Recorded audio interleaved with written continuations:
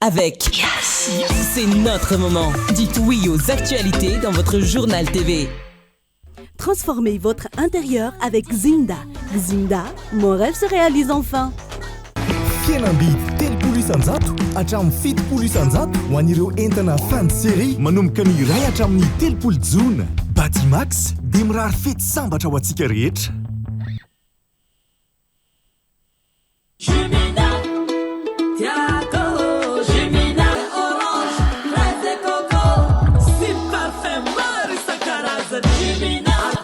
Mety aminao. Manolotra ho anao ny vaovao.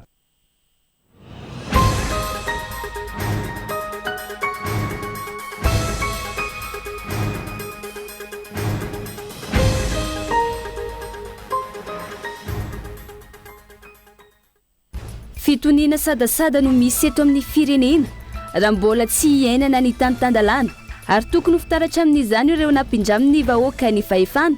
Raha ny hita tato ato misy amin'ireo mpanao politika milaza ho miaradia amin'izao fitondrana izao no manao izay tsy ampisy fitoniana ka manao izay mizarazara ny malagasy. Tsy ekena ny teti-dratsy ny mpanao politika sasany tia zarazara ny vahoaka malagasy noho ny fikatsana tombotsoa manokana hoy ny filohan'ny antoko malagasy miaramiangy Androany tany Tomasina. Ity antoko ity izay nanatanteraka ny fokoana doparitra tany intoerana ka teboka teo lehibe no nivohitra tamin'izany. Ny fametrahana antoka arabola sy tahirim-bola eto Madagasikara no ahafahana manohana ny sehatra tsy miankina amin'ny fampitomboana ny famokarana hoy ny gouvernoura ny banky foibe raha nitondra fanazavana mahakasika ny fandraisana anjara amin'ny fanohanana ny sehatra tsy miankina. Nalainy ny mpitandro filaminana ho maly teny Ivandry ambany Antsimbo ilay iray mpianakaviana nanolana ny zanany vavy 13 taona ny fiandohan'ny herinandro. Nisy toerana nalainy reniny tamin'ny fotoana io raha resy tory kosa ny any adany raha ny fanazavana. Eo amin'ny maresaka RS am-pirenena nody mantry tamin'ny omaly fady amin'ny volana Jona 2024 teo amin'ny 17 taona ny Bernadette Chirac vadiny filoha frantsay teo aloha Jacques Chirac raha ny nambara ny zanany vavy teraka tamin'ny 17 volana May 1707 tao Paris ary nanjary tia politika tamin'ny nanohanany ireo atsy hetsika nataon'ny vadiny. Izy ihany koa no vehivavy voalohany sady nitana andraikitra politika tamin'ny anarany manokana raha ny fanazavana hatrany.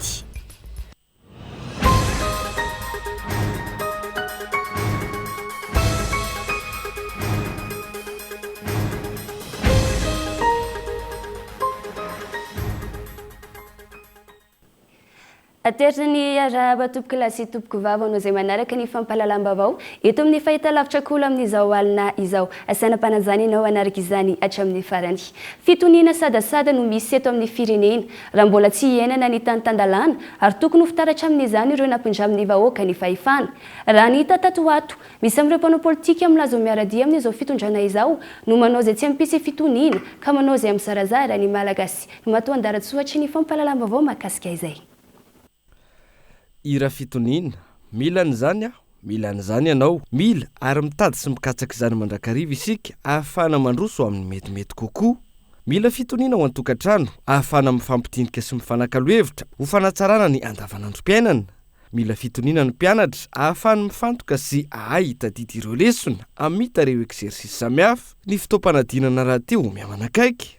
Mila fitoniana ihany koa ny orinasa ahafahana miroborobo sy mampivelatra ireo ambaindainy ary rehefa mandroso ny orinasa manaraka izany ny mpiasa ao aminy mipaka amin'ny firenena. Araka izany ny sehatra rehetra manomboka amin'ireo heverina ho madinika indrindra mila izay fitoniana izay raha te hiotra amin'ny tsaratsara kokoa ka maika fa ny firenena izay mikatsaka fandrosoana mikatsaka ny ampiadana ny vahoaka ao aminy moa tsy tena zava-dehibe sy tadiavana fatratra ira fitoniana anatratrarana izany. Ka eto amintsika ve ira fitoniana amin'izao ora sy fotoana izao izay tokoa ve no misy ary mahatsapa izany ve na ny mpitondra na ny malagasy 30 tapitrisa. Ao ireo milaza fa misy ny fitoniana eto Madagasikara. Profon'izany tsy misy tsony ny fitokonana manohitohina ny fifamoivoizan'ny olona sy ny entana. Afaka miara-pilaminana avokoa ny fianarana mizotra araka ny tokony ho izy amin'ny alina tao matory am-pilaminana ihany fa tsy mitebiteby firy toy ny taloha. Fa ao koa ireo masamilaza fa tsy misy fitoniana izany eto amin'ny tany sy ny firenena ary tsy izao zava-misy eto Madagasikara izao no atao hoe itoerany raha fitoniana. I raha fitoniana mantsy eo rehefa afaka miasa ireo androm-panjakana isan'ny tokony ary mijoro tsara fa tsy miozoozo ary mifameno fa tsy mifanitsaka. Mazava ny fitsarahana eo amin'ny fahefanam-pitsara, fahefanam-panatanteraka ary ny fahefanam-panao lalàna. Ka izay ve no misy androany? Toa mbola misy ihany ilay totikle, toa mbola ao ihany ilay lavatanana, toa mbola misy miteny ihany ilay hoe tsy mahalala anga. Ireny rehetra ireny anefa tsy tiany raha fitoniana, fa ny azy dia ny fitoviany rehetra no tiany toerana, fa tsy misy hoe mihevitra ny tena ny ho ambony hafa, akaiky ny alina sy zaroa. Fa indraindray ihany koa tokony eo ihany raha fitoniana, fa ireo sasany amin'ny nampindramina ny fahefana no toa mandroaka azy ankolaka. Milaza fa tsy mila korotana nefa manao izay tsy ahatamanany raha fitoniana. Tsy tia korontana nefa zaza milalao no kafiana. Tsy tia savorovoro nefa saka matory no alaim-bolombava. Dia eto sika ary samy mametra-panontaniana ny aminy hoe sao misy amin'ireo nampindramina fahefana ary no tsy mahay akory izay adversaire ka tsy malala fa misy an'izany resaka écran plat zany ane teto. Tokony hojerena zany amin'izao fotoana ny mondial raha teo ity anomboka mila izay fahita lavitra izay. Tsy hoe mila 19 akory fa misy raha 19 miliara ariary ihany koa nahodinkodina ny taona 2017-2023 teo anivon'ny orinasa Artec. Aiza daholo zany ary raha oviana sa hoe ireny tsy kitihana fa mila fitoniana hoy ny fanontaniana mipetraka. Ministra teo aloha daholo zany rehetra zany, fa nisy teto ihany koa izany prime ministra teo aloha izany Zao Adilo. Sa avela izy ho tony silamina fa ilaina ilay fitoniana ka aleo ilay prime ministra teo aloha iadakadana any ivelany any. Toa hafahafa toa safy zany tokoa ity resaka tany-tandalana ity ka ny lamosindray no mibotsina araka ny fomba fiteny. Asa na tonga amin'ilay fiteny hoe natao ino na etaeta rano mangotraka tsy mba fisotro ka aleo miandry milamina dia misesy. Iandry koa nefa sao ilaozan'ny omby miahaka araka ny fomba fiteny hatrany. Raha ilaina onina haritra eto ira fitoniana tokony apetraka mazava no hoe iza no enjehana, ny toinona no enjehana ary iza no avela milamina. Dia ny talohan'ny septambra 2024 ihany ve fa ny taty aorinany aleo ataon'izay mpitondra manaraka eo ny fanadihadiana amina trangana fandikan-dalàna. Sa misy andreo adiadiana tamin'izay septambra 2024 no makaty izay fa ny sasany ihany. Ilaina daholo zany rehetra zany mba hatamanana raha fitoniana. Fa eo ihany koa ireto mpanao politika sasany izay milaza fa manohana sy miaraka amin'izao fitondrana izao nefa toa manipotitra akondro zany raha ny fijeriny mpanara-baovao. Ao ireo tsy mikatsaka fa tsy ny tenany sy ampetipety azy amin'izay fifidianana ho avy. Ka toa tsy mandra raha ilay tanjona fanavaozana ny Madagasikara hikarakara fifidianana madio sy mangarahara. Tsy haniny azy ny tanjona fa ny tenany ihany. Dia mitady ny fomba rehetra mihitsy ampizarazarana ilay malagasy. Mpanao politika tsy mampiombina fa mampisaraka ary mampiatra ilay zarazara ho anjakana. Afa ny lazain'ny vava, afa ny alian'ny tongotra, afa ny ataon'ny tanana, ka io no mahatonga ny raha fitoniana tsy ho tamana. Sofa tsy ny mpanao politika rehetra, fa na izany, mandoto ilay tontolo politika ny ataon'ilay olon-tokana, mandoto ilay fitondrana fanavaozana, fa ny irariana, hikapahitany tonony ilay filohan'ny fanavaozana eo amin'ny fanapahan-kevitra rehetra raisina, anavaka ny setroka sy ny tomany eo anatrehany izany rehetra izany. Fa mahakasika an'izay lafim-baovao izay hatrany, tokony ho say handray fepetra amin'ireo olona sasany manodidina azy ny filoham-panjakana raha amin'ireny no misakana ny fanavaozana eto amin'ny firenena. Tsy tokony hisy fanavahana ihany koa eo amin'ny fampiarana ny lalàna eto amin'ny firenena raha tiana ny hisy ny fitonena mahatra hoy ny mpanao politika olona saina. Averamery ny filohan'ny fanavaozana isaky ny fandraisam-pitenenana fa tsy misy mibaiko na mahabaiko azy amin'ny fitantanana ny firenena sy hizorana mankany amin'ny fanavaozana. Tranga izay mahatonga ny resabe samihafa ny aminy hoe avy amin'ilay filoha avokoa ve araka izany ireo fanapahan-kevitra sy fanao miteraka resabe ankehitriny na eo amin'ny haino amanjery na amin'ny tambajoditra antserasera. Fandraisana fanapahan-kevitra ny mpitondra izay ilaina fandinihana lalina indrindra manoloana ireo mpanao politika manao alahelo-toerana ka mitady ny fomba rehetra hiverenany korontana eto amin'ny firenena. Misy ihany koa ireo milaza fa manohana izao fitondrana izao nefa tsy mankasitraka ilay fanavaozana hirosona. Eo anatrehan'izany ilaina ny fahaizan'ny filoha manavaka ny vary sy ny tsiparifary. Misy ny miseho katolika alohan'ny papa, misy ny miseho avarapatana fa izay rehetra mipetraka ho blocage amin'izay tena fanavaozana zay dia tena miangavy ianao ndray matao filoha mba hanilika izay olona mieritseritra ho sakana amin'izay tena fanavaozana zay satria apodiko ihany Madagasikara ny resaka eto tsy afaka handroso isika ary tsy ho tonga amin'ilay tena fanavaozana raha mbola mipetraka ny lomolomy sy mipetraka ny mody sy miady nefa ny kobay ankelika tany tandalana Madagasikara tsisy olona ambon'ny lalàna eto ka izay rehetra manohitohina ny fiandrianam-pirenena manohitohina ny fahafahany vahoaka malagasy mitady hamerina ny fomba mampanao teo aloha dia miangavy ary mangataka ny manapahefana isany ambaratongany handray indraikitra na misehatra inona io na misehatra inona na io firongony na io tsy firongony eny na ato aminay ato anatin'ny fitondrana na ny olona teo amin'ny fitondrana teo aloha dia hoenjehiny lalàna satria tsisy ambon'ny lalàna eto tsy mola mipetraka araka ny tokony ho izy eto amin'ny firenena ny tany tandalàna mahatonga ireo filazana fa valifaty politika isaky ny misy dingana mankany amin'ny fampiarana ny lalàna amina olona iray ilaina arak'izany ny fanatsarana ireo nampindramina ny fahefana izay fomba fiasa izay hisy an'ilay tany tandalàna ka tsy hisy tombo sy ala intsony fa ireo rehetra nandika mandika sy handika lalàna mahatonga ny fahantrany firenena handraisana fipetritra avokoa hampiarina ny lalàna fa tokony hatao laharam-pamehina ny fikatsahana ny fitoniana maharitra eto amin'ny firenena tsy ampiovany heviny na esorina na tsy ny immunité parlementaire ho ny solombavambahoaka raha Gerson Antoine Nandroanty tokony hitovy ny solombavambahoaka rehetra fa tsy misy arovany biro maharitra manokana hoy ny mpanao politika totsiny Rina Dahiry tsy misy mahasamana marina ary tsy misy mandiso androany ireo biro maharitra eo anivony ny teny mera-pirenena momba ny vaovao miparitaka izay milaza fa nekeniny teny mera-pirenena ny fanesorana ny immunité parlementaire ny solombavambahoaka raha Gerson Antoine isan'ny namoaka io vaovao io no teo anivony RFI ny maraina teo ny azo antoka aloha nangatahana ny fanalana ny immunité parlementaire araka ny nambarany ministry ny fitsarana ity solombavambahoaka ity izay nambara fa tafiditra ao anatin'ny raharaha fanakorontanana sy fanongana mpanjakana ny solombavambahoaka raha Gerson Antoine izay nilaza androany fa tsy mitombona ireo fiampangana azy na sy niresaka ihany koa ny vaovao miparitaka androany ny amin'ny raharaha immunitéany miparitaka ny amin'ny tambazotrena manko hoe mamotsy vola hono le vola raha tsisy inona le ofitsina le retsy enjehana daholo zao rehetrarehetra zao hoe amerina Ravatomanga hono Ravatomanga raha migadra any Maorisy firenena Maorisy any na mitazona anazy fa tsy malagasy ko amerina anazy ahoana na ray vola tany amin'izany ivo zany hono zany ivo zany ary mbola tsy hitako na ray maraina ary raha tsisy antenainana efa tsara le venana fa matoa zany mbola velona ka misy fofinaina iady ale retsy ary hatramin'ny farany sikinantsika amin'ny fahamarinana sikinantsika andrary sinitsiny dia zavatra firono zareo any firono zareo dia zavatra ataony zareo any ataony zareo anazy zany fa zahako tsy manana olana raha lany zareo any ny immunitéako nareo le retsy ny immunitéako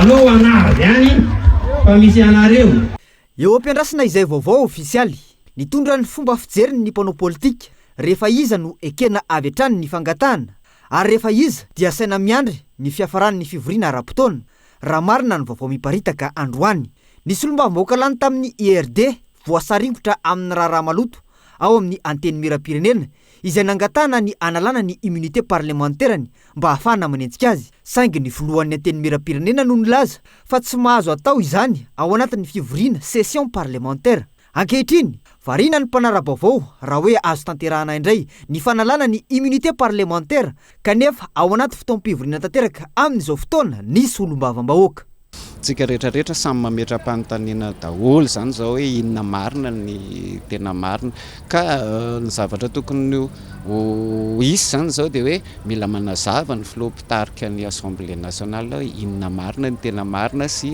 ny toetra raha politika misy eto amin'ny firenena satria ao marina zany zao no hitodian'ny maso ny mpanara-baovao sy ny mpanao politika rehetrarehetra tsika tsy mieritreritra zavatra hoe ampitany tany aloha sy ny tany aoriana fa fito volana valo volana etoa zany zay ny fitondrana eo tsika mijery azy fa tsy tokony hanao ny zavatra efa ratsy tany aloha ve dia atao fitaratra teoriana ty angamba tsy zay fa ny tsara tany aloha ny tokony ho alaina tahaka za tsy miditra lalina be amin'izay renseignement ny manam-pahefana sy ny tompony zay fahefana any fa mijery fotsiny aho hoe amin'ny mahasamy solombavambahoaka tokony misy foana ny égal zany ao anatin'izay satria zany ny zavatra zay nandrovatanatsika le fitondrana nisy teo aloha dia mbola ny amerina an'izay be zay be nitanjona ataoko fa tsy tsara zany zavatra zany ny ariva teo namoaka ranty ny filohan'ny anteny mera-pirenena tao amin'ny tambazotra serasera fa mazava ny voalazany ny andininy fa 7/70 amin'ny lalam-panorenana mandritra ny fivoriana ara-potoana na fivoriana tsy ara-potoana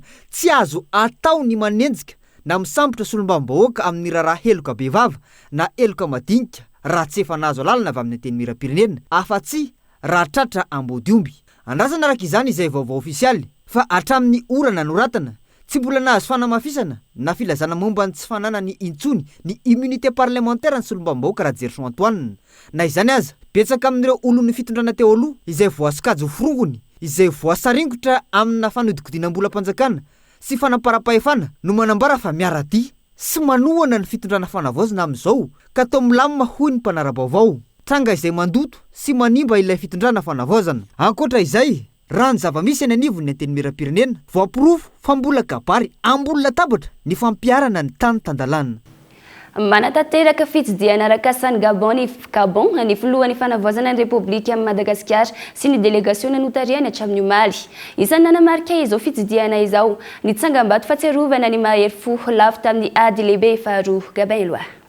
Nifantoka tamin'ny fifampizarana traikefa momba ny fitantanana ny tetezamita sy ny fanamafisana ny fitantanana mangarahara ary ny fanavaozana rafitra ara-panjakana izay heverina ho fototra iorenan'ny fampandrosoana maharitra ny fionan'ny filohan'ny fanavaozan'ny Repoblikan'i Madagasikara Colonel Randrenirina Mikael sy ny filohan'ny pirenena Gabonais Brice Clotaire Olguingema tao amin'ny lapam-panjakana Palais Rénovation ao Libreville renivohitra Gabon omaly nandritra ny lahateniny na nasongadina ny mazava-dehibe ny firaisankina eo amin'ny firenena afrikana ny filoha Gabonais sady nanamafy ny fahavononana hanohy ny fiarah-miasa amin'ny Madagasikara.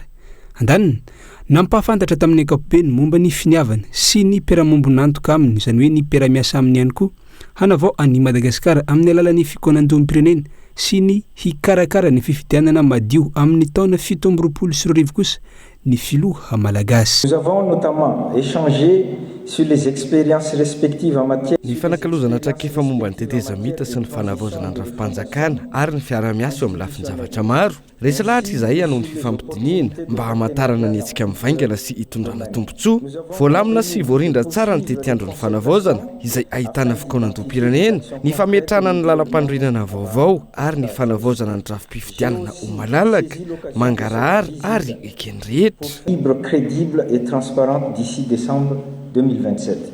Ny fanakalo-hevitra momba ireo sehatra stratégique maro toy ny ara-toekarena, ny industrie, ny tontolo iainana, ny harena voajanahary ihany koa ny filoha rotonta no mafisiny ny andaniny sy ny ankilan'ny fahazava-dehibe ny fananganana ny fiarah-miasa mifototra amin'ny tombontsoa imbonana indrindra amin'ny fanamafisana ny fifanakalozana ara-barotra sy ny ara-teknika eo amin'ny Madagasikara sy Gabon. Deux pays africains frères unis par une vision commune. Mitovy ny fomba fijery sy ny tanjon'ny Madagasikara sy Gabon eo amin'ny fampiroboroboana ny ara-toekarena sy ny fampivoarana ara-tsosialy. Fantatray fa i Gabon dia manana ny tanjany eo amin'ny ara-toekarena sy ara-tontolo iainana aty Afrika afovoany izay mametraka azy ho avokafoka maitso ny kontinanta misy antsika. Filamatra koa ianareo amin'ny fampiroboroboana ny lafin'ny indostria ary modely amin'ny fitantanana sy ny fampiasana ireo arena kibon-tany sy ireo loharano-karena ara-stratéjika isan-karazany. Izany rehetra izany heverinay ho hery anampy kokoa amin'ny tanjona sy ny lalànay. Autant d'atouts qui forcent le respect et inspirent notre démarche. Nandritra ny fandalovan'ny filohampanjakana malagasy any Gabon izao nitsidika ny plasy kapitaine Korere izay toerana fahatsiarovana any kapitaine Charles Korere izay mahery fo tamin'ny ady lehibe faharoa. Ankoatr'izay nampiresaka ny Madagasikara hanohy ny fifampidinihana amin'ny herivelona rehetra eto amin'ny firenena hanaja ny lalàna ny filohan'ny Gabon na eo amin'ny fitondrana ny firenena izany na eo amin'ny fikarakarana ny fifidianana afahana manarina sy manavao ary mampandroso ny firenena sy hisian'ny fitoniana sy fihavanana maharitra manohana sy mankasitraka ny ezaka fanavaozana misy eto Madagasikara i Gabon ary vonina hatrany hanamafy ny fiarah-miasa raha ny fanazavany hatrany. Ankoatr'izay manampandrina hanao fitsidihana ofisialy eto Madagasikara ny filoha Gabonais raha ny fantatra nandritra ny fionana teo amin'ny filoha rotonta. Iazo ny Thomas na vetivety indray sika eo anatin'ity fampalalam-baovao manaraka ity. Tsy ekena ny teti-dratsy sy ny mpanao politika sasany tia mizarazara ny vahoaka malagasy no ny fikatsahana tombotsoa manokana hoy ny filohan'ny antoko malagasy miara-miainga androany tany Thomasina. Ity antoko ity izay nanatanteraka ny fikonan-doparitra tany an-toerana ka teboka telo lehibe no nivohitra tamin'izany fividianana madio tany tandalana ary ny fametrahana faritra mahazaka tena ny antsiprian'izay. taorian'ny faritra Ambatsoa sy Betsiboka ny faritra Antsinanana indray no nandray ny fikonan-doha-paritra ny antoko malagasy miaramiainga androany izay notanterahana teto Toamasina. Fikonan-doha-paritra izay tafiditra ao anatin'ny fanomanana ny antoko ny fikonan-doham-pirenena. Fotoana izay niainona ny feon'ireo mpikatroky ny antoko atao anatin'ny faritra Antsinanana fa ihany koa ireo olom-pirenena nanatrika ny fotoana. Le makasika le rafitra io eo ihany le rafitra fa tokony toe-tsainantsika mihitsy zany no tokony ho zéro corruption. Andray ohatra za jerentsika ao amin'ny firenena Japon rafitra mpanjaka mitondraka ao amin'ny firenena Japon. Manino Japon mandroso nefa tsika misy rafitra firy efa nitetezitsika zay mbola tsy mitangatsika mbola korosofana foana. Raha misy zany faritra raika mandroso dia mba manokana mpambola izy hoentina anampiana le faritra tsy mandroso. Ny zavatra tiako zakaina keto na ino rafitra petrakatsika Madagasikara na ino rafitra petrakatsika keto izy koa tsy tribunaly voafena tsisy raha vataka keto. Raha nahareny fitondràna filazantsara ny rafitra tokony itondrasana ny tanindrazanatsika te iny za mahita samby tsara daholo satria nanino nampandroso firenena izy ireny fa kosa ny toe-tsaina angambano nahataraiky ke eto tompoko lasy tompoko vava monsieur le président sy ny mpiara-miasa aminazy avy aminahy tokony mandiniky laliny ny paikiady ahafahana manampotro ireo ny olo tsy manara-dalàna fa ireo ny tegna loza tsy mampandroso ity firenena ty. Manoloana ireo olana sedrain'ny malagasy amin'ny andavanandrony ireo fahasairanana amin'ny fikarakarana ny antota-taratasy sy fandraisana fanapahan-kevitra izay ny ankamarony tsy maintsy any Antananarivo. Ny ray fiao resy lahatra ireo mpandray anjara fa ilaina ny firosoana any amin'ny fametrana ny faritra mahazaka tena apetraka ny fitsinjaram-pahefana ary iainana ahafahan'ny faritra manana ny oenti-manana ny fahefana ary ny fahaiza-manao izorana makany amin'ny fampandrosoana. Io no lalany hananganana ny Madagasikara matanjaka sy tandalana. Fotoana ihany koa namalina ireo mpitarika ny antoko malagasy miaramiainga ireo fanontaniana manitikitika avy amin'ireo mpandray anjara.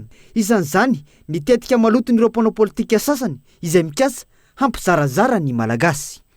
Mpanao politika sy mpanao politika dina zavatra voisina androany ary zay tena loza mahazo an'ity firenena ity ampedina ny zavaboaka malagasy satria tsy manakevitra ara-politika mitombony ianao tsy manana vina politika tena mipetraka dia ny zavatra hitanao sika dia fampizarazarana ny olona sy mifampitahorana ny olona dia mampiady ny samy malagasy dia zay firetanao hoe rehefa miady reo dia zazany mba manany ny ampahany anao dia ny hafa ny zarazarao tsakanao ozy ny mpanjana. Zay mahatonga ny eo tokoa nataony anary hoe malagasy miara-miaina tsisy fanjakana tsisy firenena tafatsangana eo raha ohatra mbola misy malagasy na iray ana mahatsapa hoe resy izy eto an-taniny. Efa fon'Andriamanitra honosy i Madagasikara iray ny malagasy ka tsy ekena ny hevitratsy makany amin'ny fampisaraham-bazana ho hatrany ny fanazavanana. Ankoatra izay nanamafy ny antoko fa tsy misy fampandrosoana azo antenaina eto raha mbola kisarisary-pifidianana no ho tanterahana. Efa nijoro ny antoko MMM nitaky fifidianana madio sy mangarahara mijoro ary mitaky izany ankehitriny ary ady ho amin'izany amin'ny hoavy hananana firenena vanona. Nandrisy zay taona zay mba nisy fety atao amintsika olona nangalatra nanodikodina tamin'ny fifidianana ka nahitra kontsy mba meo anaran'olona hoe tia tratra nanodikodina valim-pifidianana nanodikodina lisy fifidianana nanao amin'izao aka nampiarina taminy lany ka nahitra kontsy izy tsy misy satria tianao an'izay daholo rehefa avy eo rehefa soloina koa ny olona ao anatin'ny senia dia mety ho azy le izy raha tômôbilina surcale ave mialatsika dia ampidirana chauffeur avao koa dia mandeha ho azy le izy soloiny zavatra atao anatiny eo mba mazava tsara ny fifidianana dia niova fotsiny le fitondrana dia niova dia lasa mitehaka fotsiny hoe tsia tsisy fanovana eto raha zany toe-tsaina izany hoe efa mahazo fahefana dia mety ho azy le izy dia tsy mety nataony taloha lasa mety ho azy le rehefa ataony tena. Maro ireo fehi-kevitra sy sosi-kevitra nivotra avy ety fotony androany teto amin'ny faritra Tsinanana izay hoentina hanatsarana ny programan'asa tsy viana amin'ny mpiarahamony ny antoko fa ihany koa hanomanana ny fikaonan-doham-pirenena. Nandray anjara tamin'ity fotoana androany ity ireo distrika 7 mandrafitra ny faritra nahitana ny Tomasina Voaloha, Tomasina Faharoa, Vatomandry, Vohibinany, Manoro, Antanambo Manapotsy ary Marolambo. Ny fametrahana anto-karabola sy tahirim-bola eto Madagasikara no ahafahana manohana ny sehatra tsy miankina amin'ny fampitomboana ny famokarana hoy ny gouvernoura ny Banque FIB raha nitondra fanazavana mahakasika ny fandraisany anjara amin'ny fanohanana ny sehatra tsy miankina. Iena araka izany ny tahambola amin'ny findramam-bola omena ireo sehatra mpamokatra. Rina fitiavana. Hiditra eto Madagasikara ny tahirim-bola afrikanina miantoka ny fampindramam-bola hoy ny gouvernoura ny Banque FIB ny Madagasikara. Hirosona ny fametrahana antoka sy tahirim-bola anohanana ny sehatra tsy miankina hampitomboana ny famokarana ho fampiroboroboana ny toekarena eto amintsika. Nitondra fanazavana teo anoloany sy ny mavambahoaka mahakasika ny fandraisany anjara amin'ny fampiroboroboana ny toekarena Madagasikara amin'ny alalan'ny fanohanana ny sehatra mpamokatra izay nankatoavy ny filan-kevitry ny minisitra tamin'ny herinandro ity. Efa namory amin'ny secteur privé zay tamin'ny volana Jolay lasa tamin'ny herintaona dia nametraka zareo hoe reto ny fangatahanay. Anisan'izany fametrahana garantie eto Madagasikara, anisan'izany fanaovana ny fametrahana fonds dédié pour soutenir le secteur privé, zany hoe vola anankiray zay angonina eto Madagasikara mba omena ho an'ny secteur privé na ny orinasa mpamokatra. Manao intermédiation ataon'ny Banque FIB satria zay tsy mampindrana. Hiditra eto amintsika ny African Guarantee Fund zay manao garantie silencieuse amin'ny crédit. Hiditra eto amintsika ny Fagasy ny Banque FIB no hiditra ho mpikambana amin'izany Fagasy zany na hoe Fonds africain de garantie et de commerce extérieur, Fagasy commerce extérieur. Rehefa miditra eto izy mipetraka eto mihitsy zareo dia manao garantie ho an'ny crédit. Rehefa vita ireo dia ametraka izay miaraka amin'ny banque hoe ny crédit zay omenandreo orinasa ireo dia tokony hiena ny tahambola satria efa misy garantie atao riny. Nanamafy ny tenany fa mitaky ny fampitomboana ny vokatra ho an'ireo orinasa sy mpandraharaha mpamokatra ny fahazoana izao fanohanana arabola amin'ny alalan'ny fampindramam-bola izao ka hisy fiantraikany amin'ny fanarenana ny toekarim-pireneny. Zavatra tokony tsarovantsika tsara tsy ny garantie ny manao ny mibaiko ny crédit fa tsy mety zavatra mamokatra, zavatra misy manao création de valeur na misy valeur ajoutée zay no tena vatsian'ny banque. Ambonin'izay ho an'ny Finafrika dia anao levée de fonds eto Madagasikara dia amin'izay zareo ho an'ireo orinasa mbola marefurefo ny vola ampelantanany dia ampiny miditra amin'ny io moa le hoe misy ambony sy ambany ny état financier amin'ny banque amin'ny orinasa. Rehefa atao ambony izy dia vola maharitra, rehefa atao ambany izy vola mihodina haingakaingana. Ampina zany le vola maharitra atao ambony dia manana fonds stable kokoa le orinasa dia ny banque manampy azy amin'ny trésorerie atao ambany. Izay no tena zavatra efa anampian'ny Banque FIB amin'ny hoe inona no fanampiany Banque FIB amin'ny hoe stabilité économique tsy ampy fa tokony misy koa aide à la croissance économique. Hiantso ireo sehatra tsy miankina arak'izany ny Banque FIB ny Madagasikara amin'ny fa-9 sy fa-10 Jona ho avy izao handaminana ity fanohanana arabola ity. Tsehivina mbola nitazomina ho 20 isanjato ny tahany zanabola fototra alain'ny Banque FIB amin'ireo banky mindram-bola ao aminy na ny taux directeur ao anatin'ny 4 volana manaraka. Afahana mifehy ny fiakaran'ny vidim-piainana. Isan'ny nitondrany Banque FIB ny Madagasikara fanazavana teny amin'ny antenimieram-pirenena ihany koa ny resaka fanovana ny vola ariary. Nandritra izany no nilazany fa mbola hitohy any amin'ny faritra ny fakan-kevitra miloha ny andraisana fanapahan-kevitra. Mahakasika izay lalàna momba ny antoka izay atrany anatsara ny tontolo ny fandrarana eto an-toerana ny fahalalany ny lalàna momba ny antoka hoy ny solombavam-bahoaka. Tsara ny lalàna fa olana hatramin'izay ny fampiarana azy ka tokony hojerena manokana izany anatin'izao fanavaozana izao fanampanazavana. Mampalaladalaka ny tsiraikaraiky na ny olon-tsotra na ny olo antonontonony na ny olo faharazany mbo mampalaladalaka ahazoana vola amin'ny banky zany le lalàna fidignany moaly tena mety tsara ho an'ny vahoaka indrindraindrindra fa ny tanora zay mbola voasonotro nefa izy tsisy ny atao nefa izy managna trikefa dia misokotra maromaro kokoa zany ny fandrarahana eto Madagasikara zao ma fotoagna fagnavaozana zao mindra fa tsisy raha taritaraiky fa ho faingana zany ny fagnatantaragna tagnatotra jiaby amin'ny gouvernement ny amin'ny ACC ho lasa fampiarana ho lalagna tanteraka amin'izay izy amin'izay fotoana izay.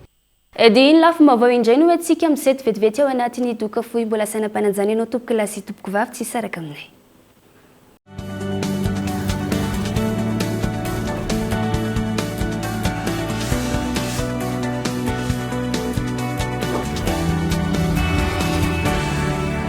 Malagasy mifety toaniny antsika toa aniny ankoay ataoko inakira anao. Fais très attention avec cette femme. Mon amour pour Rosalinda n'a rien d'impossible.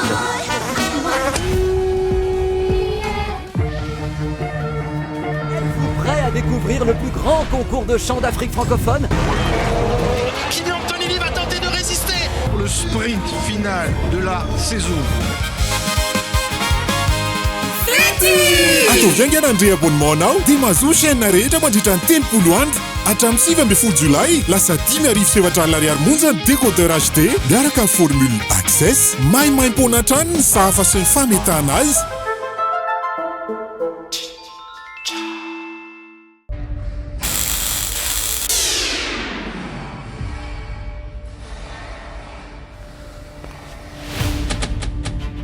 Tapaka indray le jiro raha mba afaka vidy groupe électrogène zao nefa mbola tsy ampy ny vola kasika amin'izao. Tsy olana izany, pas de cash, pas de souci. Mividiana entanan'io aloha ho tsikelikely hatramin'ny 3 volana miaraka amin'ny facilité de paiement mirindra ao amin'ny Cosmos irery ihany. Ny vahany io lany ramose miaraka amin'ny facilité de paiement mirindra ary ianao ihany koa pas de cash, pas de souci miaraka amin'ny facilité de paiement mirindra eny amin'ny magasin Cosmos manerany Madagascar. Azadino miaraka amin'ny facilité de paiement mirindra tsy olana nisy fananam-bola eno eo mividiana entanan'io ary aloha tsikelikely mandritra ny 3 volana. Miaraka amin'ny Mirindra tanteraka ny fikasanao. Coucou Ndry. Coucou. L'historien letrana kosaky tena jay.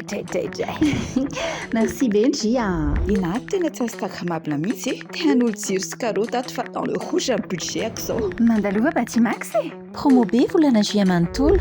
Cliqueo tsy liantsingé. Asaramanitra miavaka fienambidy 10,000 isanjato be zao ho an'ny sanitaire sy carrelage ary luminaire. Fienambidy 10 isanjato kosa ny amin'ireo kojakoja sy fitaovana ilaina amin'ny fanorenana. Fienambidy 3 isanjato hatramin'ny 7 isanjato ho an'ireo entana fin de série manomboka ny iray hatramin'ny 3 jona. Batimax dia mirary fety sambatra ho antsika rehetra.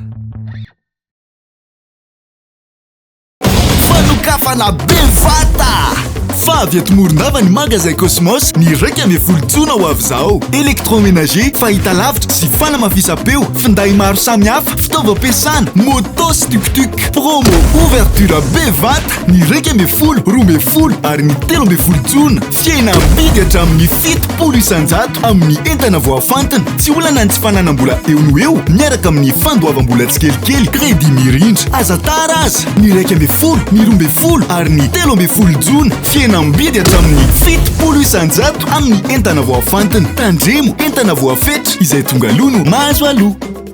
Cosmos, votre partenaire de confiance. Yes, 25 millions ariary. 25 millions ariary. Wow, 25 millions ariary. 66 ans, 66 gagnants, 66 millions d'ariary à gagner. Célébrez les 66 ans d'indépendance avec Cosmos. Du 8 juin au 19 juillet, pour tout achat chez Cosmos, participez au Tombola spécial indépendance.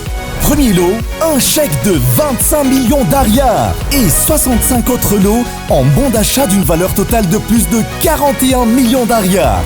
En plus, profitez des remises sur certains produits. Et c'est uniquement chez Cosmos. Et si cette fois-ci, c'est vous le gagnant? Attention, stock limité. Cosmos, votre partenaire de confiance. za koa mba mendrika nyraitra sy ny mora mariny zany e miaraka amin'ny asy sy nitolotra mitsinjo ararotiny smartphone ZTE A76 4G fa promo be ampetrabola voalohany smartphone afaka alohanao tsikelikely mandritry ny enina na 12 volana no mbola toloranay bonus 7,3 giga izay manakely isaky mifandoavam-bola isika aneo amin'ny fampitsinjo miaraka amin'ny mitsinjo e hatramin'ny 7 jona ihany a sotary eo tonga vaingany any amin'ny Astor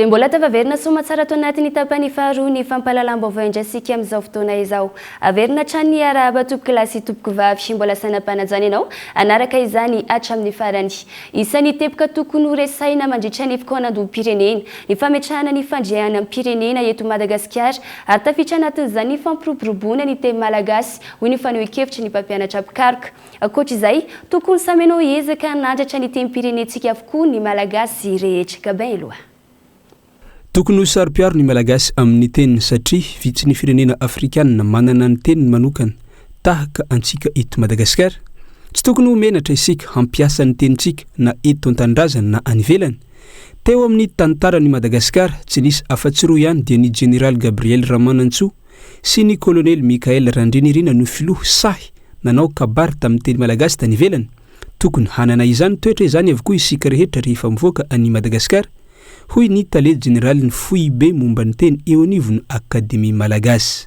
amin'ny tany afrikanina dia isika malagasy akoatra ny Burundi sy Rwanda Burundi manana teny azy manokana ary zava-dehibe zany mitsiritan'ny afrikanina amintsika tokony ho saro-piaro sika hoy satria tsy mieto any fa miany velany ihany koa zany hoe ivelany Madagasikara zany raha tsy laza fotsiny miaraka amin'ny fikambanany mpikabary malagasy iray amin'ireo harena maha firenena ny firenena iray ny teny voasikajo ho isany ahitana taratra ny fiandriana amin'ny pirenena ihany koa ny fanomezana lanja ny teny pirenena hatramin'izay isaky ny volana jona ihany no misy ny fankalazana momba ny teny malagasy amin'izao fotoana fanavaozana izao tokony resahana manokana mandritra ny fikoanan-domy pirenena ny lohahevitra momba ny fanandratana ny tenintsika ka tsy ho isaky ny volana jona ihany no omemboninahitra teny dia saripady ao anatin'ny fiarahamonina ao anatin'ny firenena anankiray ary tsy misy firenena zay tsy anandratra ny teniny anandratra ny arena misy ao aminy ary ny anisan'ny arena voalohany dia ny teny satria ao anatin'ny teny no mifototra ny kolotsaina zay ananan'le olona sy le firenena amin'ny ankapobeny tsika dia hatramin'izay raha ohatra ka hoe ny teny malagasy fotsiny ohatra ny resahana dia fantatra fa ao anatin'ny loi 2005-006 ohatra mikasika ny politique nationale zany teny malagasy zany dikan'izany manana politika fanjana pirenena tsika amin'ny fiandrianana eo amin'ny resaka teny ka arorotiko zao firesahantsika fiandrianam-pirenena manomboka amin'ny teny zao iresahana fa ny fiandrianam-pirenena dia zavatra lehibe ary ny fikoanan-doha-pirenena zay ataotsika dia tokony hifantoka betsaka indrindra amin'io resaka fiandrianam-pirenena io alohany no tokony ho resahana anatin'ny fiandrianam-pirenena zay vao manao dinika na zavatra hafa amin'ny mpiara-tombona tahaka ny fanao ny isan-taona mikarakara ny fifaninanana momba ny soratra fikarohana voambolana ny akademia malagasy amin'ny alalan'ny sampana foibe momba ny teny ka ny fanabeazam-boho tenyny malagasy no lohahevitra iompana ny fifaninanana amin'ity taona ity raha toaka ny teny malagasy manavao mampiray antsika kosa ny lohahevitra ny fanamarihana ny iray volany teny malagasy ho an'ny taona 420 tsy hivinatrany manamarika ny fa 420 taona ny akademia malagasy amin'ity taona 420 ity ary hisy ny fankalazana lehibe hanamarina ny fa 520 taonany amin'ny taona 720 nandiso ny filazana fa efa tsy any amponja intsony ny ministra teo aloha Valérie Ramonjavelo ny teo anivony ny sendika ny mpandrarany fonja ao amponja ity ministra teo aloha ity Rosa Marinina izany raha ny fanazavana fanampy mpanazavana diso tanteraka ny filazana fa hoe efa tsy ao amponja intsony ary efa lasany velany hono ilay ministry ny fitaterana teo aloha Andriamatoa Valérie Ramonjavelo diso izany ary afaka amarinina ro mpanao gazety fa mbola ao amponja io ministra teo aloha io eto izahay dia manameloka tanteraka ny fampelezana vaovao tsy marina sy fanakorontanana saim-bahoaka eny amire mitambazotra serasera regny ka manao antsoavo amin'ny fitondram-panjakana maefa andray fanapahan-kevitra farak'izay entitra amin'ireny olona mampiely vaovao tsy marina manakorotana saim-bahoaka ireny. Hatreto aloha raha ny fahalalana azy mbola prévenise zany hoe mbola fitazomana amponja vonjy maika no miatra aminy fa tsy mbola hoe nahazo sazy raikitra ara-deti-pitsarana izy. Trangam-piarahamonina indray no anoizatsika ny fampahalalam-baovao. Nalain'ny mpitandro filaminana omaly teny Ivandry ambany Atsimo. Ilay iray mpianakaviana nanolana ny zanany vavy 13 taona ny fiandohan'ny herinandro. Nisy toerana nalehany reny tamin'ny fotoana io raha restory kosa ny anadainy raha ny fanazavana ny antseprian'izay. Zazavavy 13 taona no namoiny ainy noho ny fanolanana nataony rainy niteraka azy teny Ivandry ambany Atsimo. Raha ny fitantaran'ireo mponina manodidina heno miantso vonjeo efa hatra amin'ny fiandohano herinandro tao antran'izy ireo ity tovovavy ity saingy tsy navelany rainy hiditra tao ny mpifanolo-bodrindriny tsy teto antoerana ny renin'izy ireo tamin'ny fotoana nitrangany irisetra io raha ny fanazavana anadahan'ilay zazavavy tsy noentina namonjy hôpitaly ka maty ilay zaza andro vitsivitsy taty oriny. Zay zany ny anadahany fa zay amin'ny alina tsy maheninina fa zay komansy le manao raharaha zay dia reraka zay dia tonga izy dia to dia asay mandrata zay dia matory dia mody mizioriziori télé izy dia avy eo vonoiny ny jiro momana tsy tao tamin'izany fa nandeha nanao fonjom-bavaka izy dia herinandro izy tsy tao tafitra masina tsy tao izy tamin'ny herinandro satria zany teny taminy hoe fahiny zany fiantsoana vonjea zany dia miteny izy le rainy hoe afiranay aty an-trano zany fa tsy idiranao dia nanatitra ny vadiko aho satria ny vadiko petsena dia avy eo miverina tao aminy dia miteny dia mbola zay ihany naveriny lehilahy dia tonga ny alatsinainy dia mbola niteny ainkany izy satria mbola niantso vonjeo izy tao dia mbola zay ihany nitenen'le lehilahy sady lasa izy mibaby sakosy nandeha dia tonga ny atalatariva dia zavatra anseho iny hoe maty zaza. Ny zany ray aman-dreny nafenina araka izany ity tranga ity satria nolazain'izy ireo ihany koa fa aretina hafa no nahafaty anjanana fa tsy ny herisetra aranofo. Ny fokon'olona no nampandre ny mpitandro ny filaminana sy ny tompony andraikitra samihafa ka nahafahany BMH tonga teny antoerana nankanerazana hatao fitsirihana raha nenty ny mpitandro ny filaminana omaly kosa ilay iray mpianakaviana andrasana araka izany ny fivoaram-baovao. Eo amin'izay trangam-piarahamonina izay hatrany zandary iray no mamaka nitifitra olona 3 namony iainy ny iray raha tokana ratra mafy ny roa tao Bekobay Mahajanga faharoa nandritra ny fidirana tamina alipandizana taoriny hetsika festival Lavarmaitso no nisy fifandirana teo amin'ity zandary ity sy ireo olona ireo ka nahatonga ny loza raha ny fanazavana ny antseprian'izay.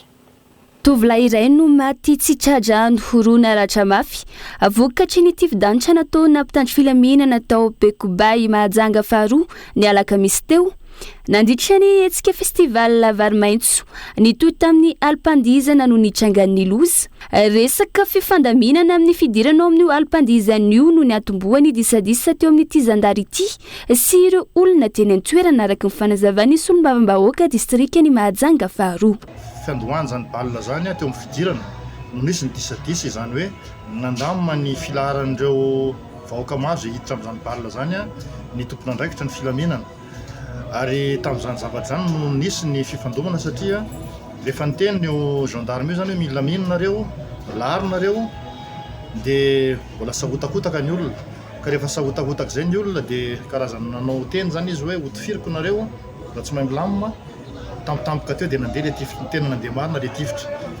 Ny zavatra misy amin'izao fotoana izao moa zany dia mbola misy ny enquête atao satria efa tonga nidolidolo ny groupement ny chef district sy ny tompony andraiky mpanjakana rehetrarehetra andinika ny zava-misy marina fa ny zavatra fantatra teto dia misy ainana fohy anankiray dia ny anankiroa maratra mafy ary ny ray amin'io mbola hina mafy ny ainy any Majunga any efa mamela zandary ny tefitra nahafatolona ity raha ny fantatra trany velotaraina araka izany ireo mponina Begobay ka miantsony amin'ny tokony anaovana fanadihadiana sy fandraisana fepetra. Antanety Bezazamanga ao amin'ny commune Ambato district any Ambohidratrimo indray no ampahafantarina anao tanatin'ny zanam-pandarana fataro ho an'ity anio ity raha ny tantara tanànany toeran'ireo manga feo ny Azazamanga tamin'izany fotoana nonina sy nivelona tamin'ny fiompiana sy fambolena izy ireo ary nanaraka ny kolontsaina malagasy andao ararantsika ny mombamomba izay.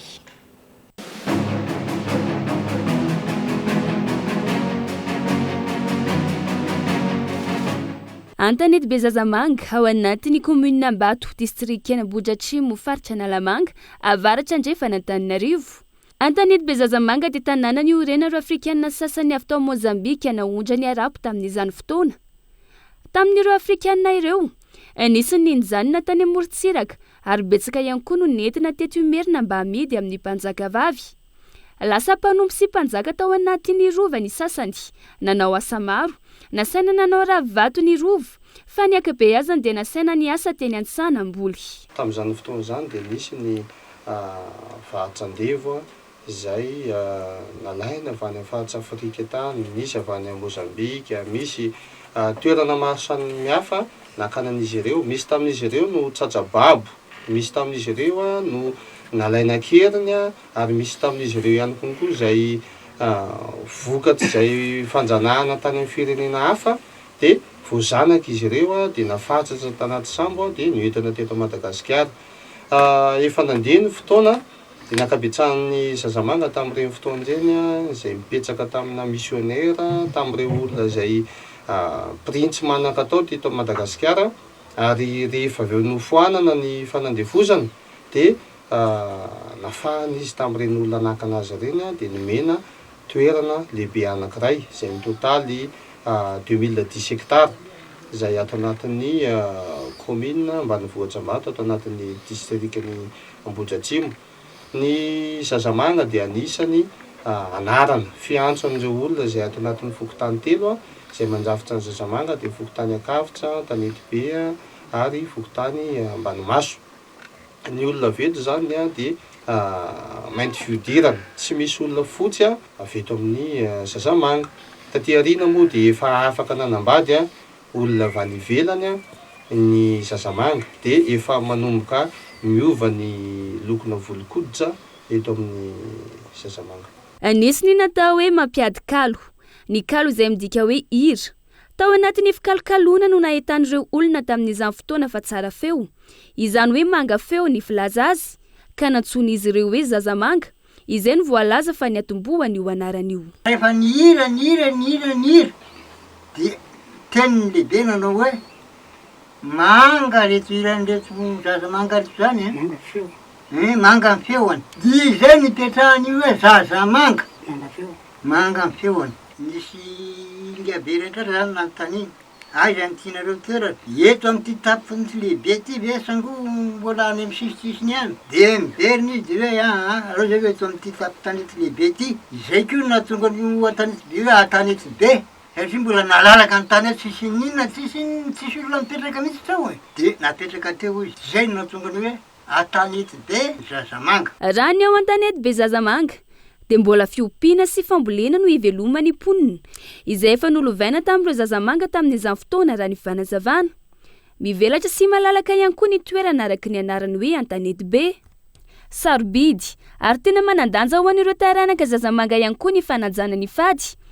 Anisan'izany tsy tokony hanahazana lamba eny amin'ny valam-pary. Ireo avy any Afrika ny Zazamanga tonga teto ary rehefa tonga teto dia lasa naka ny kolontsaina mamalagasy tamin'izany fotoana izany satria lasa ny fanambady ny kolontsaina afrikanina sy ny kolontsaina malagasy teto zany dia natambatsy izy ireo dia nisy moa ny ama hoe sotoavina, nisy ny zavatra matsara dia lovain'ny taranaka. Toy izany le ndresahana teo hoe ny resaka fady. Ny fady dia ahafahan'ny olona tanjona lalam-panafana na didy anankiray izay efa voajanahary izay mila arano. Rehefa mihaino ireo Zazamanga mifampiresaka dia mitovy tsy misy mahasamihafa azy amin'ny fiteny merina. Na teo amin'ny fomba firesaka izany, na teo amin'ny firafitry ny fehezanteny. Nisy teny kely mbola voatana ihany fa vitsy toy ny hoe jama. io dia fety be eo amin'ny zazamanga izay ataony merina hoe lanonam-be rehefa famadihana. Mbola hita teo amin'ny samy zazamanga ny fomba firesaka manokana fa nanomboka tamin'ny fiandohan'ny taona 30. Efa nisy ny fivavahana teo an-toerana dia nandraisany mpitondra fivavahana fepetra ka tsy nahafaly ireto farany. Nanomboka teo dia nialana izy ireo tsikelikely ny fomba fiteniny. Ankehitriny tsy misy miteny makoa intsony izy ireo. Iny fa na dia ny hira sy ireo difa nohon'izy ireo fa iny aza dia efa saika adimy sy efa nialana. Ankoatra ireo taranaka, maro ihany koa ny mpivahiny sy ny avy amin'ireo komuna manodidina nanorom-ponenana ao Antanety-be Zazamanga.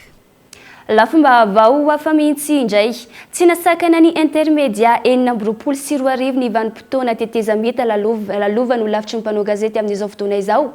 Eo ampanomanana ny fanovana ny lalàna mifeny asa fanaovan-gazety sy ny fitantanana ny OGM. Ankoatra ny sehatry ny fampalalam-bavao ny eo nateny kianja indray ireo mpiasa ny haino aman-jery teto Madagasikara androany. Totsiny Rina Tahiry. No tanterana androany 9 Jona ny fifaninanana ara-panatanjahantena ho an'ireo mpiasa ny haino aman-jery rehetra. Nandray anjara ao anatin'ny intermédia 4 iray eny Ankanja andiany fahadimy. Fotoana nanehoany ireo mpanao gazety ny fiombonany sy ny fifandraisana. Amin'ny akabiany afaka milaza hoe naomby nietsika nanaova ny rahantsika rehetra. Izy tia hetsika atsika, izahay mpikarakara ihany fa itia natao atsika rehetra mpanao gazety. Pisehatra amin'ny anivon'ny haino vakijery sy ny tontolo manodidina an'izay natao ampiraisana atsika zany ty. Samy manana ny firehany avy rehefa manao ny vaovao tsika fa ato amin'ity toerana anankiray ity ifankafatarana ifakahitana fanatritava ankoatra ny any amin'ny télé zany dia ity fotoana anankiray fanatritava samy fanatritava eo ankoatra ny hoe rotorototsika tsy manana fotoana hoe tsy miasa amin'izao dia tsy miasa tsika tena miasa foana ao anatin'izany dia izay indrindra no hoe nampiraisana atsika amin'ity androandroany ity. Niady ireo lalao na teo amin'ny baolina kitra na teo amin'ny baskety na ny pétanque samy nanambara avokoa ireo mpanao gazety rehetra nandray anjara fa fotoana hifankahalalana eo amin'ny samy mpanao gazety ny fotoana tahaka izao na dia efa mifankahita foana azy ny Ankanja. Tsy ireo mpanao gazety ihany no tazana nandray anjara tamin'ny fifaninanana ara-panatanjahantena fa nahitana ireo tompona haino aman-jery na ny patron de presse ihany koa. Io moa zany sady mampirisika an'le mpiasa le tanora no mba mitaisa vatana dia izay no andraisana anjara amin'izy ty.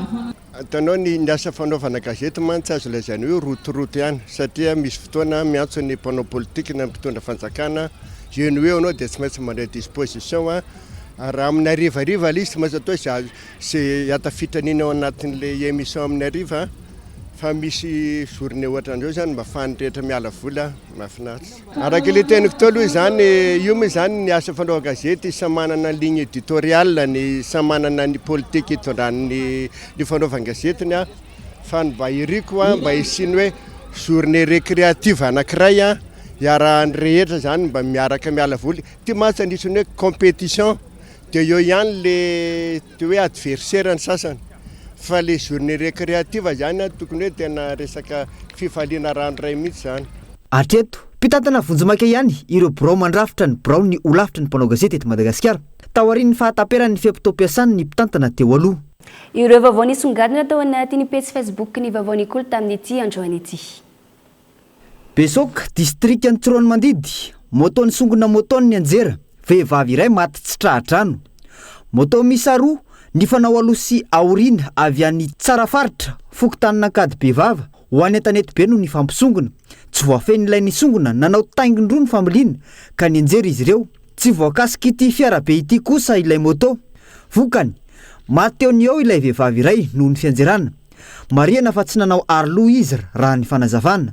Natolotra ny fianakaviana ny razana taorian'ny fizahana niarana tamin'ny mpiasan'ny fahasalamana avy ao amin'ny CSP 1 Antanety-be. Toamasina tovavy ny telona sidra rehefa nisy olana tamin'ny sakaizany. Vehivavy mpianatry ny ENS ao amin'ny Université any Barikadimy no nitelona asidra rehefa nisy olana teo amin'ny sakaizany. Miady amin'ny fahafatesana izy raha ny vaovao ho an'ny androany maraina raha ny loharanom-baovao. Monina ao an-dranomadio 11:44 izy. Arena an-dranomasina mitana anjara toerana 100 amin'ny fanondranana. Avy amin'ny arena an-dranomasina ny 100 amin'ny fanondranana ary maritratratra ny amin'ny 700 amin'ny arikarena faobe zany raha ny tatitra voaray. Tao Toliara nisy ny fikanan-doha ny resahana ny tontolon'ny ranomasina no karakarainy institut halieutique et des sciences marines ary nandraisana ireo mpikaroka mpianatra avy amin'ny université fitantanany raharaham-panjakana isa tokony anjara fanampo ny amaly ireo lokanady toan'ny fiovan'ny toetrandro ny mazava-dehibe ny fikarohana ara-tsiansa ny ady amin'ny jirika eo amin'ny fanjonoana ahatratrarina ny tanjona amin'ny taona 2024 Niger teratany nigeriana misy 770 no matin'ny etaeta sy ny anoanana ary ny afanana rehefa simba teo avoan'ny tany efitra eo anelanelany sisy tany Algérie, Niger ary Mali ny fiarabe nitondra azy ireo tany amin'ny 20 kilometatra andrefa ny tanàna atao hoe Asamaka ao Niger. Avy any Mali andeha hody izy ireo no izao tradoza izao raha ny fanazavany tompon'andraikitra tany an-toerana ny alakamisy lasa teo. Eo amin'ny maresaka iraisam-pirenena nody mandry tamin'ny omaly fadimy volana jona 2024 teo amin'ny 17 taona ny Bernadette Chirac vadiny filoha frantsay teo aloha Jacques Chirac raha ny fanambarany zanavavy teraka tamin'ny 17 volana Mey 2017 tao Paris ary nanjary tia politika tamin'ny nanoanany ireo atsy hetsika nataon'ny vadiny tsy vadina mpanao politika fotsiny fa mpiara-miombonantoka sy mpanolontsaina nandray anjara tamin'ny fitarihana ny lalàn'ny politika no diaviny Jacques Chirac izy ihany koa no vehivavy voalohany sady nitana andraikitra politika tamin'ny anarana manokana raha ny fanazavana hatrany. Dia ny maresaka iraisam-pirenena iny tompoko lahy sy tompoko vavy ny ohatiny manakatona indray izao fampalalamba vao izao isoriny ianao nanaraka izany hatramin'ny farany manome fotoana anao any rampitso indray velomaro tompoko.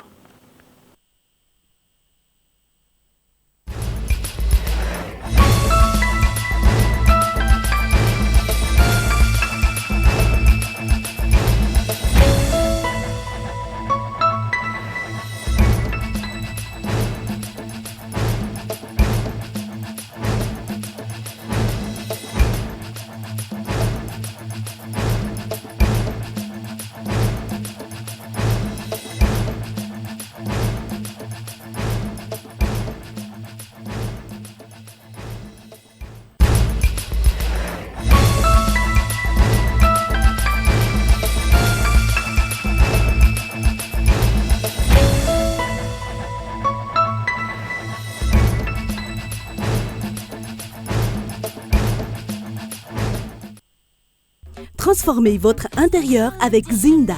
Zinda, mon rêve se réalise enfin. Fienambidy 3 isanjato hatramin'ny 7 isanjato ho an'ireo entana fin de série manomboka ny iray hatramin'ny 3 jona. Batimax dia mirary fety sambatra ho antsika rehetra.